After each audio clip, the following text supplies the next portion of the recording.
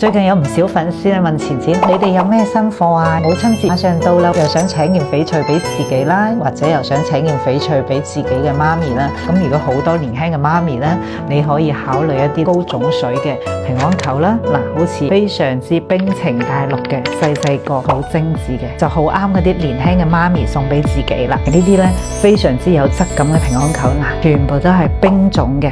咁如果係冰種帶啲綠嘅，就好似呢個啦。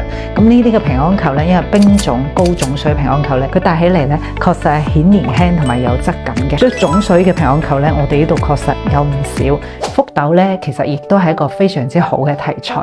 如果中意大件豪箱種水帶陽綠嘅，仲有呢啲咧呈綠底嘅一啲福豆咧，戴上去咧好有生命力，同埋咧好有質感。呢啲咧就係白冰，白冰戴上身咧比較時尚，同埋好百搭嘅。除咗福豆以外咧，葫蘆嘅呢個題材亦都相當唔錯。好似呢一個簡雙嘅綠底嘅一個葫蘆，你睇下水頭幾好，冰種嘅綠咧其實係好少嘅料噶啦。咁亦都有啲朋友話我中意咧平安無事嘅，好似呢個喺形雙嵌款嘅無事牌啦。